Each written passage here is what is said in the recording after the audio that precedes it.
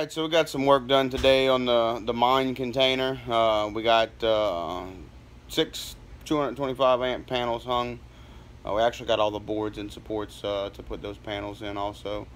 Finished up the wall, started the spray foam, and kind of get our airflow thing happening.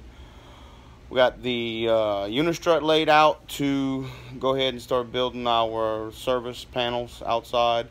It rained a good bit.